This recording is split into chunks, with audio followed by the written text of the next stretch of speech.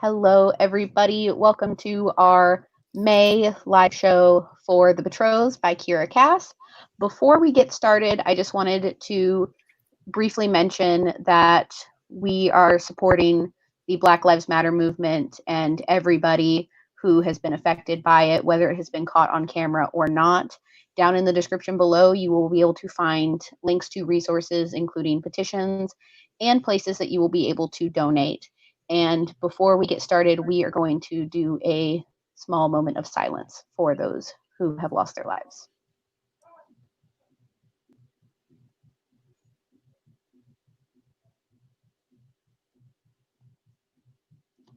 Okay, so we are going to be discussing The Betrothed by Kiera Cass. This is her new release that came out earlier this month, and I think we all have varying thoughts Yes. On this book. And I don't know, I'm excited to talk to you guys about it because Kiera Cass is one of my favorite authors. So, Chloe, do you want to start with the brief summary or something? Yeah, she should probably. so you want me? I thought you might want to do it. I'm just going to. I mean, I can. I can. Do you want to? I'm just going to read from the sleeve, literally, because I don't know how to sum it without spoilers. That's fine. You can. Okay, so I'm just going to read it like the first two paragraphs off of here. The young king of Peroa has never been the type to settle down. That is, until he meets Hollis Bright. Hollis has grown up at Careskin Castle among the other daughters of nobility who hoped beyond hope that they'd catch the king's eye. So when King Jameson declares his love for her, Hollis is shocked and thrilled. But she soon realizes that along with the extravagant presence and fawning attention, this new life brings outsized expectations that make her wonder if she's really cut out for her life as a royal. With a visit from the king of Isolt on the horizon, Hollis sees a chance to prove to Jameson and herself that she has what it takes to be queen. But when she meets an Isoltan stranger with the mysterious power to see right into her heart, she finds that the future she wants is one she never dared to dream of. Dun, dun, dun. Okay, I would like to hear Desiree's initial thoughts because she's the one who just finished reading this book, and I've been waiting all day to hear her initial thoughts. Gosh. I'm having such a hard time. Yeah. I feel like called her out. There is a part of me that feels like I just couldn't focus on this book right now during this time. And then like there's another part that also makes me feel like maybe the writing was not good enough to suck me in either. So like I think there's a little bit of both going on. It feels like a story I've heard before, and I think that's the most disappointing thing about it. Not that all the details are exactly the same, but it didn't really feel different. It didn't feel like something new. I think those are my initial thoughts. I feel like we should clarify for everybody, like right now, if you're expecting the selection, don't, because it's definitely not. Yes, there's the similarities with like royalty, but it's not the selection at all. Yeah, I wasn't like, I know there were a couple of people that were like comparing it, and I definitely wasn't comparing it, but like just the entire story itself, it just kind of felt like it just didn't feel new. Okay, so I want to go next because I have a lot of feelings. So I read this book like over a week ago. I read it during Read-A-Rama week.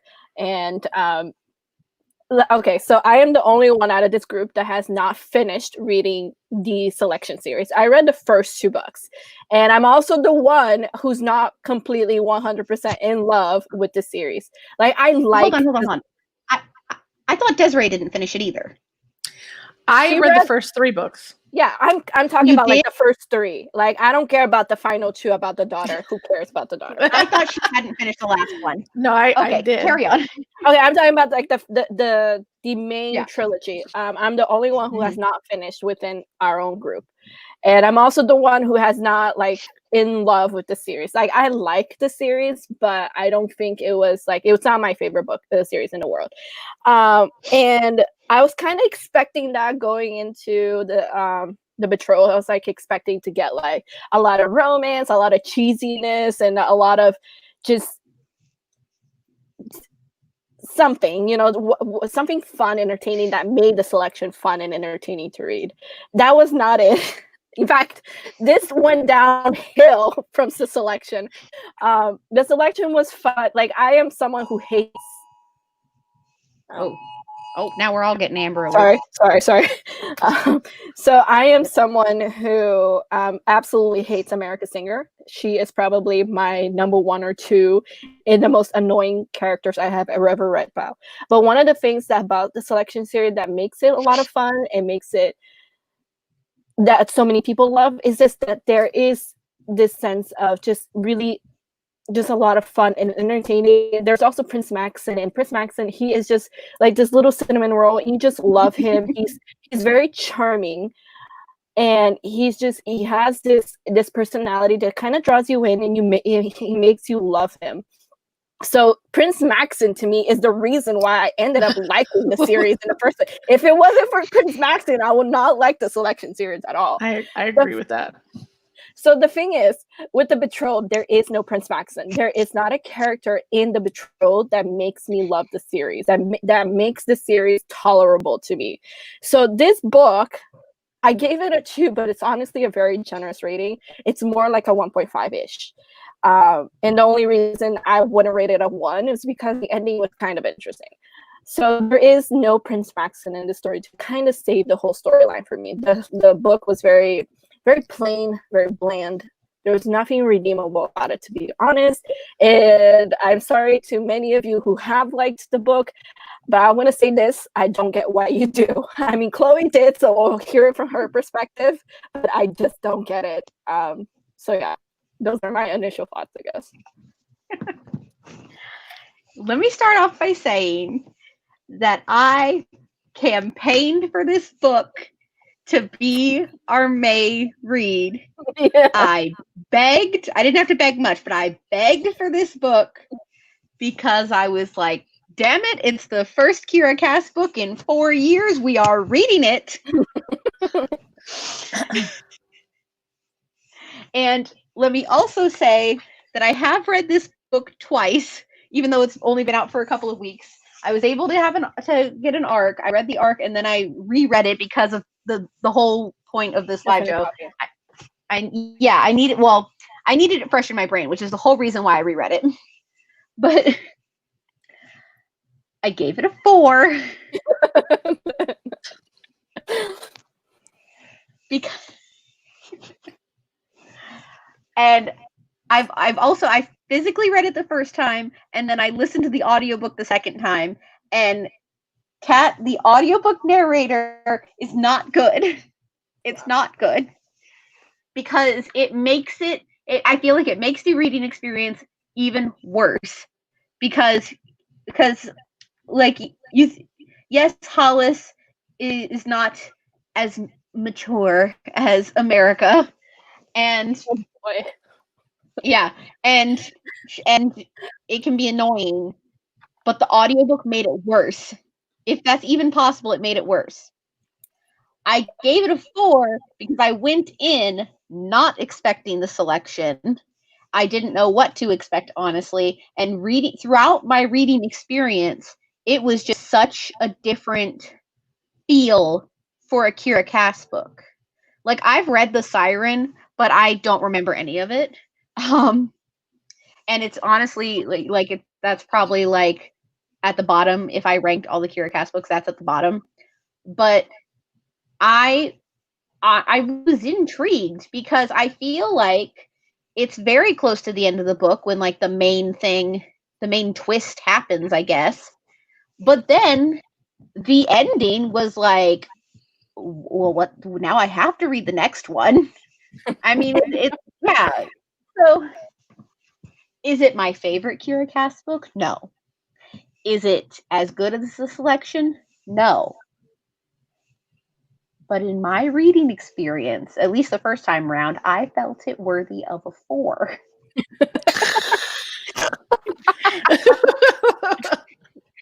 So, oh man, okay. That is it. I feel like this is going to be the most interesting live show. The problem that I had, it's just so weird, right? Because I think that there are certain writers that I like because they inject so much drama into their writing that, like, every chapter I'm like, what's happening? Like, what's going on? How are these things happening? And, as far as like stuff that I like to read, I do kind of like drama. And I felt like there was some drama in this book, but I didn't care. Like, I just didn't care what was happening to the characters.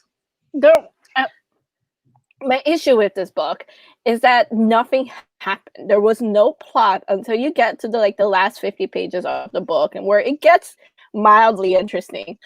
My thing is, because I read this book, I was very lucky that I got both the ebook and the audiobook from my library, because I was I guess I was one of the first ones to put a hold on it. So I was able to get both of them at the same time. So I listened to the audiobook and I was reading the ebook at the same time. And I didn't have an issue so much with the narrator, but maybe the narrator did contribute to the fact that I ended up hating Hollis. My issue with this book is that nothing happens. It's literally like there's no plot to the book until you get to the end. It's literally her flirting with the king or flirting with this guy she just met, and now it's love. And I'm just like, I don't get it. Like she's so dumb, and I don't get it. I was like, I got to the midway point of this book, and I was like, what's the plot what's happening again? I don't get it. Like, is this entire book gonna be her trying to decide between two guys? Because I'm gonna kill Chloe if that's the point. Oh, how was I supposed to know? We decided on this book like 3 months ago. I texted Kat and I was like, oh, Silas kissed her. And Kat was just like, it's a love triangle. And I was like, God damn it. In case it wasn't already said, we are going into spoilers now. But the thing is, like, I don't like when you asked about Silas kissing her, and then I said it's a love triangle. I don't mind love triangles because at least in the selection you have one love interest that's actually like that I can root for. These two love interests, they're so boring. I don't give a damn who she ends up with, you know? It's either the very sexist king or this guy that shows up. He literally has no personality. So, and I don't even like the main character. So I'm just like, just pick one. Who cares? Okay, well, so once the king showed his true colors, I was like, I don't want you anymore. So just go with the thing. That was the thing. At first, I was kind of rooting for the king because I was like, you know what? I kind of like you. But then he showed his true colors, and I was like, yeah, I don't like you anymore. Well, what are we considering his true colors? When he was like, oh, Hollis, they're not your children. Well, okay, that's what I thought you were talking about. Yeah, but there's also like, yes, there's that, but there was a scene where she tries to like talk politics with him, and he like, he shuts her down. Yeah. It's not the part where he yells at her. There's another part where he tells her, Hollis, you don't have to worry about this. You just have to worry. It's something along the lines of, you just have to worry about being pretty or whatever. Right, something like that. Yeah. So, and then I remember because that same like part of the story was like, so am I just really an ornament to him? It's like when she starts questioning whether she really is an ornament, because that statement from that guy really stuck with her.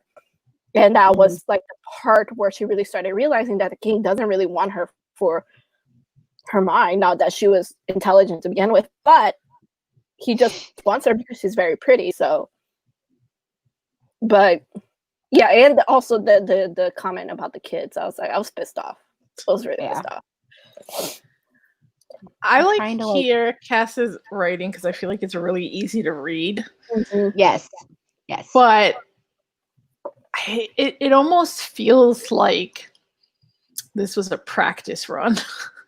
Like, it almost feels like she tried to write something that she was familiar with. Like, you could tell this is familiar territory to her, but at the same time, she didn't go very far in any direction. It was just like, let me write something. when I was reading it, I kept thinking that I was being duped, and that this is just like her that this is just bad fan fiction that someone else wrote, and that it's not really the book, because it felt like it was just, it's like you said, it just felt like it was a practice run. Maybe it's a story that she wrote before the selection series, and that one got pushed it aside, and she started writing this really good story that is a selection and then returned to this book and just decided to finish and publish it because it's been such a long time since she published the book. I'm very intrigued to see what happens in the next one, though. Just because of like the whole Dark Knight like side plot thing. And I would bet $1 million she's gonna end up with that guy who's mean to her, just because I feel like that's a thing that could happen. Really? I didn't even think about that. I don't know. I feel like, what if she doesn't end up with anybody? What if she's just a strong, independent woman? Who, Eden? Is that who you're talking about? Is that his name? I don't know. Who cares if it's Kiera Cass? It's Kiera Cass. Maybe she's branching out. For the cheesiness and the cuteness of her stories. We don't read her for anything else. We don't. Sorry, but it's true. We read the selection for the cheesiness. Huh? We read the selection for the cheesiness and the cuteness. I don't know about all of Kiera Cass. I wouldn't call the siren cheesiness and cuteness, but it's been a while since I've read that. So Kiera Cass is not known for the siren. Yes, I. Oh yeah, I'm very aware of that. I don't like it nearly as much. I can't even tell you what I rated it. So I'm sure you've read a lot more of her stuff than I have, but like, I just feel like the woman who's not respected, who is basically oppressed, who is just all the anti-feminism. Like, why do we need more of those stories? Like, it seems like almost all of her stories are like that. At least all the ones I've read. Well, I feel like with this book, it's more of, because I don't know, well, with the selection, that's a dystopian, and we know that that's set in the future, but like way after America. Why is Kat laughing so hard? Just keep going. But with this book, the thing is, I don't know or remember what time period this is supposed to be. So I feel like the only reason she added that could have been because of the time period that it's supposed to be, or like it's an older monarchy. But I mean, who's to say? I'm not really sure. Maybe that's why, I don't know, maybe that's why Hollis decided that she was like, fuck this, I don't want to be with the king if this is what it means, and she like took control. I mean, when you think about it, she left everything she knew for this dude, which, yeah, it was really stupid, but she left everything she knew, and like what her parents like almost disowned her, or they were going to disown her or something like that. I don't know. Okay, I feel like maybe this is like what Kiera Cass wanted to. Hollis is very. She's dumb. It's not that she's dumb. She might not be like the most. She's not the brightest color in the crayon box. Let's just say that. But she's also very innocent, and she's very. She like looks at the world with these rose-colored glasses. Everything to her is black and white, and that's how this book is. It's very black and white. There's the life that she doesn't want with the king, and then there's the other side of, you know, she just met this guy, but she likes him. Whatever, she's gonna run away with it. This is. Mm-hmm. Typical child behavior. I don't like how my life is going, so I'm gonna run away, and that's basically what she did. Maybe. How do I make it stop? Just hit the end. Sorry. So I just maybe. So yeah. I guess I wouldn't say that she ran away because she was being oppressed. She ran away because she's a child and she wants a happier ending, and she thinks she's gonna get it from this other guy, which he died anyway, so it doesn't matter. But she could have. We'll never know. Yes, she could have. We'll never know. And I feel like maybe in the second book, we could see a more mature Hollis, because at the end, when she decided to go ahead and run away with Silas's family, like instead of like going back to the king, going back to the palace, I feel like, honestly, I feel like that was her most mature decision.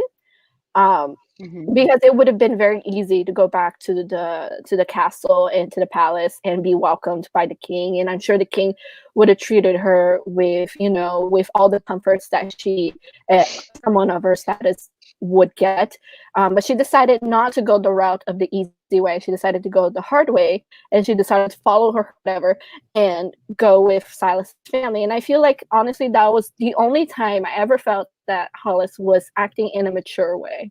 Is at the very end. So I have hopes for the second book. I have hopes. Yeah, okay. Yeah, what I was going to say is, go ahead. What if Hollis, what if this book is black and white and the next one is in color? Color. I mean, I am planning on reading the second book. I'm not going to say. I am curious to see what happens. But my issue with Kiera Cass is that her world building is very minimal. She relies a lot on her character, which is fine because I love character driven stories. But like with the Selection series, people call it a dystopian, and I'm just like, where? Sorry, where's the dystopian in this book? Because we get a lot of the characters, we get a lot of interaction with the character, but we get very minimal world building. We get very minimal how should I put this? We get very minimal look at what's going on in the outside. And the same with this book. Like Chloe, you said, you don't know what era this is because we don't. Kiera Cass puts very minimal effort into her world. We have no idea what's going on with the kingdom. It's just very character driven. And I'm hoping in that the next book we get to see more of the world building, because I want to know, who are these dark knights, whatever they're called, black knights? Who are they? Why? Like, I mean, we get kind of a glimpse of who they are and what their purpose is, but I want to know more about it. I want to know who really are they. I want to know like who's supporting them. I just want more of the world, and I feel like with Kiera Cass, I don't get a lot of it. I feel like we got in the Selection, there's, because I just finished my reread. I feel like in the Selection, there's more world building than there is in this. There's more history with the Selection. This doesn't have that kind of background. Yeah.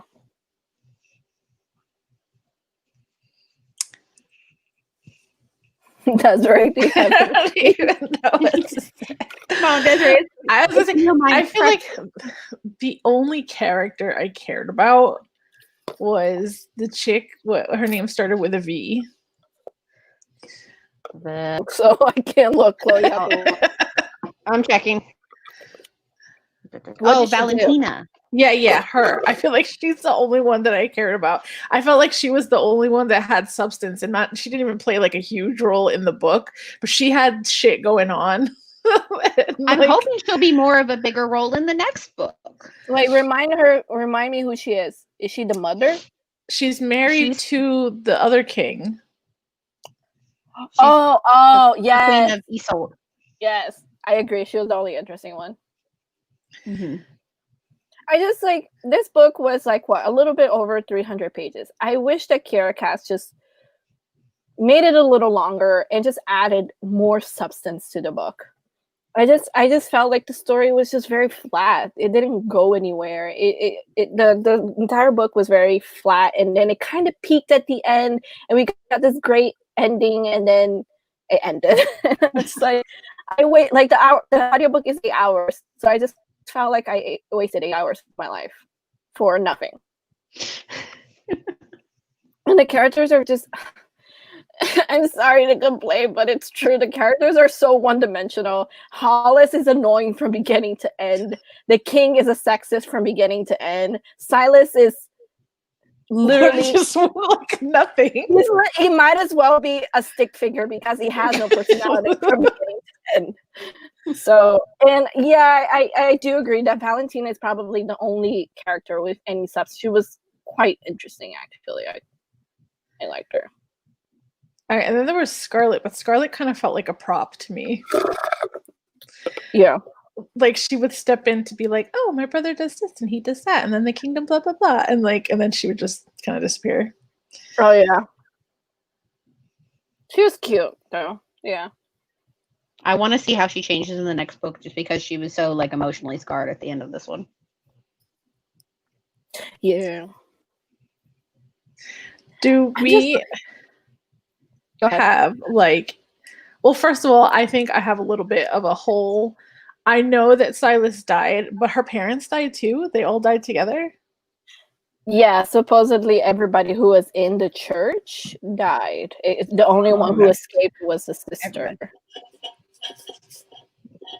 So there's like 3 people. Which was kind of sad that her parents died, because they kind of like stopped being douchey and accepted her. There was supposed to be redemption there, and then it was gone. Yeah. So are there any assumptions about their death? Because I personally feel like Jameson killed them. I have My only theory in terms of what happened in the church is that I think Silas is still alive. That's my only thing. Even though she buried his, who knows? I mean, there was, I don't know, did she actually recognize him? Did she somehow get a body mixed up? I don't know. I think Silas is still alive, and he's going to come back, and we're going to get like a cheesy, nice ending to the story. I hope not. I honestly hope. I supported Silas after the twist, but I was like, I don't feel that happening. But now that you said you think that she's gonna end up with what's his name, the cousin or whoever, now I feel like that's just gonna end up happening. Well, it's typical like enemies to lovers kind of thing, like trope, like he doesn't like her, but she's a bright sun to everybody, whatever they decide to call her. So eventually he's gonna start calling her his bright sun, whatever. Mm-hmm. Kat's already written the book. Kat's gonna rewrite the book the way she wants it.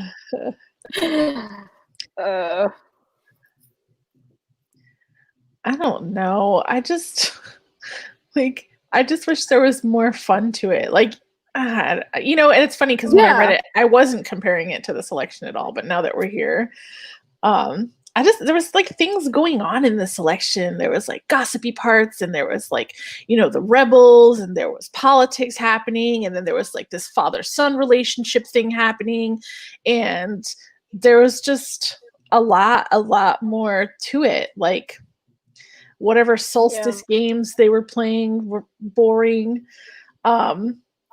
And there wasn't really much going on. I know there were some political threads in the story, and it's possible I also missed some, but I don't think it was enough. It wasn't deep enough, and it didn't start early enough. Really, honestly, I felt like I didn't get interested into the book until Hollis had that conversation with that chick who was pregnant. That was when I was like, uh-oh. Yeah, she was like, don't tell anyone. And then she was telling her. And then she ended up losing the baby. I know. Was that confirmed? Because it just sounded like she was making an assumption there. It was confirmed? No. Well, yes, because in the book, she wrote a letter, but she wrote it in code, and then Hollis interpreted that, meaning that she lost the baby. Right. Yeah, it's oh no, this is not the right one. Which is so sad. She's trying really hard to be really like careful. Mm-hmm. There's a lot of letters in what is up with like all these books I've been reading lately, like with queens and stuff? Like, why is it the women always have a hard time getting pregnant? I mean, because that's the value that's placed on them, right? I know, but that's what they're there for. They're there to create an heir, and if they can't do that, then their value becomes questioned. So that's like, kind of the drama point there. Yeah, it says, I have been working so hard on my garden, but I'm afraid the very rare flower that I planted has wilted. Yeah. So it's in code. Yeah, she's in code. She's writing that. Her little flower wilted. It's so sad. Cat's like, this is the most emotion I got out of this book. Pretty much. But yeah, like I know I'm hating on the book. It's just like I said, I'm not like the biggest fan of Selection, but I found it to be fun and I found it to be entertaining. And I really liked Prince Maxon. I think even though he was too perfect to be real, which is not, he's not real, but he had this charm to him, and the whole book was very endearing. And I know why so many people love the Selection series, why it's so highly rated on Goodreads. I understand that, even if I don't love the series myself. But so when I went into the Betrothed, I guess I was expecting kind of like the same feelings into it, kind of like wanting that cheesiness and that endearment, and like these characters who are very innocent and ignorant of the world, but still lovable and things. And I got that kind of thing, but it's like on the negative side of the spectrum. Hollis is very ignorant, she's very innocent, but she's annoying in a way.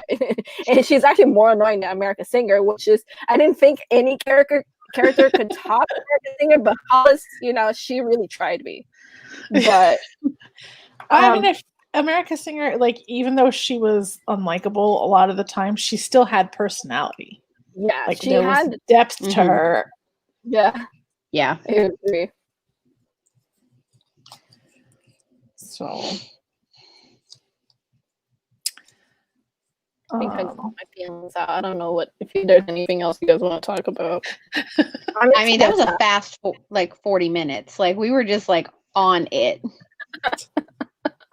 But yeah, I'm still planning on reading the second book. It's only a duology, right? So you're gonna please tell me. Yeah, duology. Like, usually, if it's a trilogy, usually second books are very slumpy. Like they fall into that second book slump. I hope that this is not it, but yeah, I am planning on, just because the ending did intrigue me, and I do want to know what happens. And I most of all want to know that Hollis does mature, and the book actually does grow, because I feel like the first book didn't. Yeah, I think we're gonna get a whole new Hollis in the next one. And I definitely want to see more Valentine. I feel like she was the most interesting part of the book. Well, what do you guys think of Delia Grace? She's I'm sorry, but she's supposed to be like her best friend. I'm like, sorry, but you're so bratty. I could slap you. Like, she's so bitter. Yes. Like, and I was like, I understand she's had like to be friends. Like, I understand she had like issues in the past, like with like rumors of her family and whatnot, but she's super bitter now. It was weird. I don't know if anybody else noticed this in the audiobook, but I feel like the first third, Delia Grace was very uppity and she was happy and she was like a good friend. And then at some point, like even the way her voice was, like I almost didn't recognize her as a character because her voice completely changed. Well, you have to think about it. Delia Grace, remember towards the end, she says that she was trying to plot the king to pay attention to her, and like when they were spinning, she timed it wrong. She was the one supposed to bump into the king, not Hollis.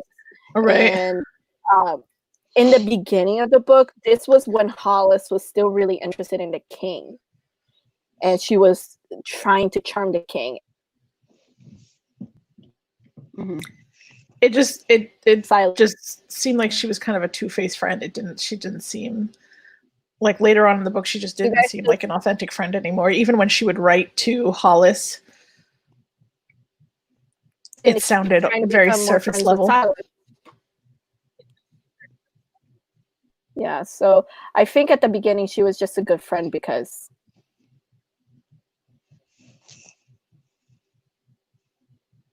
oh.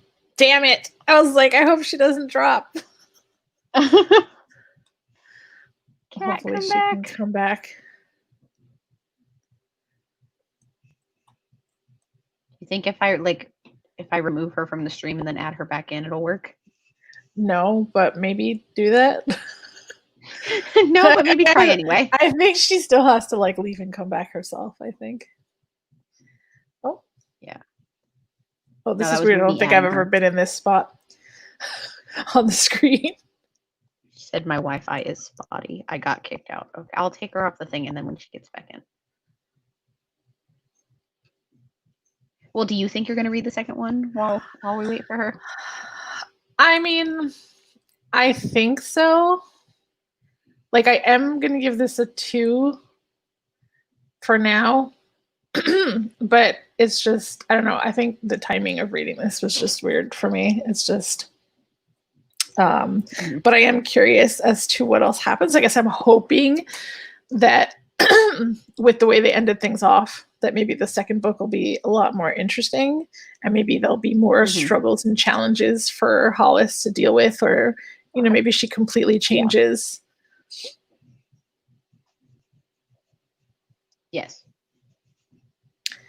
But I still feel like, you know, if you just left the king to marry someone else and that person just died, I feel like that should be more traumatic than it seemed. And she lost her parents too. Right, like that's a lot. Maybe it's one of those things where it's just like really hasn't hit her yet, and like we're waiting for her breakdown. Yeah, that's kind of what I'm thinking might happen in the second book. So, yeah, I mean, look at what happened to Scarlet. She's just gone like completely silent. Yeah, so I don't know. But I guess we're all in agreement that we want to read. We're willing to read the second book. Next book club pick. I mean, if we're all planning on reading it, we can. I don't even know when it's supposed to come out. Sometime next year. Oh, really? Next year? That's kind of quick. Yeah, let me check what the release date was. Actually, I don't even think it's on Goodreads yet. Let's see. Oh, they have put it on Goodreads. I think it is because when I was reading this book, I checked to see how many books there would be in the series, and then when I saw that there was going to be another book, I was kind of like, why?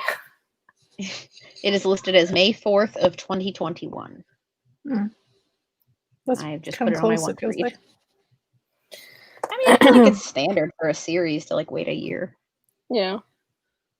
I just put it on my want to read list. What is the Goodreads average for this? I was going to check that out right now. It was at 3.7 last week when I checked. 3.07. It's at 3.06. Yep. It looks like the majority of ratings are 3-star. 2, 3. Yeah, I definitely wouldn't give this more than a 3-star. Really? I'm seeing different from you. Maybe it's just the way mine is sorted. I'm seeing 2, 1, 2, 2, 2, 1, 1, 1, 1, I like this. 1, 2, 2, 2, 5. There's a random 5 here. This person said they spelled the selection wrong. and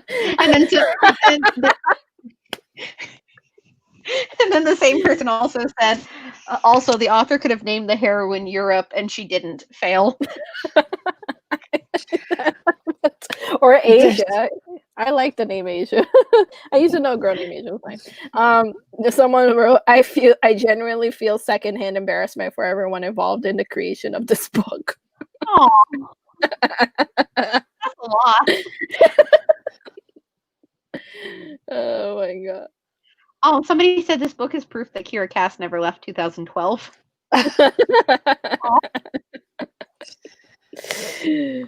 There's somebody on Amazon. There's a guy on Amazon that gave it 5 stars and said the Betrothed book 1 is better than the Selection book 1. Those are fighting words. They are. I was like, you're insulting Prince Maxon for no reason. Oh man. Well, guys, I think we did great. I've been thoroughly entertained by y'all's thoughts on this book. And I feel like once we announce next month's book, I feel like we'll have equal fun, hopefully, on that live show. Wait, Chloe, I don't really feel like I got an idea of what you liked about this book. We're not talking about the second go around because you obviously the audiobook pissed you off, but like you said you gave like the first time around you read the book, you gave it a 4 star. So what was it about this book that made you like the book? So I went in not expecting the selection because I talked to Teresa prior to reading. And so I knew, I was like, Chloe, this is not going to be like the selection. You're going to go in. It's like with Marissa Meyer, like it's not going to be the Lunar Chronicles. Just go in expecting nothing. So I went in with no expectations. And I think it's I don't think it's Hollis necessarily, but maybe like the events of what was happening just kept me reading. I ended up finishing this book at like 1:00 in the morning, like completely unexpected, like not planning to finish it that day. And I don't know, I think it was something about just the way I was like, I kept reading. And then the ending like really kind of like took me for a spin there. Like was not expecting that ending. Like when everybody started dying, I was like, what's happening? And I was rooting for the king at first, and then he turned out to be an ass, so that didn't happen. Yeah, I was disappointed in me because I did like him in the beginning too. Yeah, up until that thing with the king, I was like, Hollis, do not fall for this random dude. You have something good going for you here. And then the thing with the king happened, and I was like, okay, you can do whatever you want. I thought the king was lame like the whole way through. So like there was like a very brief moment, maybe like the first and second time she like caught herself thinking about Silas or interacting with Silas, that I was like getting like a tiny little tickle of butterflies for like a hot second. But then it just kind of dissipated because there was nothing else there. There wasn't really any substance to Silas. I thought he was sweet, and then like, I mean, he didn't give a fuck about anybody when he kissed her. So he's no Maxon, but no. Is Cat stuck? I would assume so, since she's not blinking.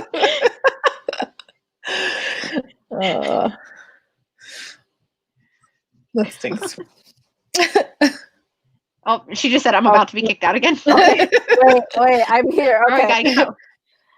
Girl, you gotta get that Wi-Fi fixed. I know. If it's not, it's always something. Did you get printer ink yet? I did. I was able to print my bullet journals though. First the printer ink, now the Wi-Fi. What is happening? But I'm using I put it on my phone personal hotspot, so hopefully I won't have any issues for the rest of this live show. Well, we've gone for we're 15 minutes away from an hour already. I'm like so proud of us. Yeah, I don't think I have any more thoughts. Yeah, I'm good. I let out my feelings, so I'm good. You got your feelings out within the first 5 minutes of this live show. Okay, well, should we do final thoughts? I mean, I gave it 4 stars. I'm excited to see what happens in the next one. I give it 2 stars, and I am interested in seeing what happens. I have hopes, I guess, for the next one. I mean, yeah, I gave it 2 stars. I don't know which one of you guys I told this, but I was like, I went into this book with no expectations, and I was still disappointed. So I'm trying not to have expectation for the next book. I will read it, but I have hopes for it. I'm having hopes that hopefully Hollis will be more mature. She'll grow, because this book it didn't help her out. But yeah, I will read the next book. I have hopes for it, but I'm gonna try to have no expectations for it. Okay. Well, with that being said, let's go ahead and talk about our June book, which I'm so excited for. Yay. I don't know if I'm as Me too. like I don't know if I'm as like you guys will understand when we say. Okay, so our June book is The Ballad of Songbirds and Snakes by Suzanne Collins. It's gonna be like Yay. 2012 all over again. This is I'm sure everybody knows about this book, but this is the prequel to the Hunger Games, and Yeah. we're going to be following a young President Snow. Which I'm going into this. I'm not reading reviews because I haven't heard not good things, but I've seen the titles of some videos that I have not watched because I don't want to be spoiled or any of that. So I'm going into this with no expectations, just pumped because it's Hunger Games again. I actually started. I'm doing an unofficial reread of the Hunger Games, which I don't know if I'm going to actually complete before I have to start this book. But I'm on chapter 3 of the first book, and I'm just like, yeah, I like this world again. Yeah. I might rewatch the movies because when I read the books and I immediately watched the movies, I felt like it was a really true representation of what happened in the books. So I might rewatch the movies just to get like a refresh. I'm trying to get Trish to reread Hunger Games with me. Like I borrowed Will's copy of the Hunger Games so we can both have one at the same time and read it because she really likes the movies, but I don't know if she's read the books. Our live show is tentatively scheduled for Sunday, June 28th at 6 p.m. Eastern Standard Time. Make sure you follow us on Twitter at Booktube Chicks for any updates. That is where we will post first about the changing of the live show date or the time or anything related to that.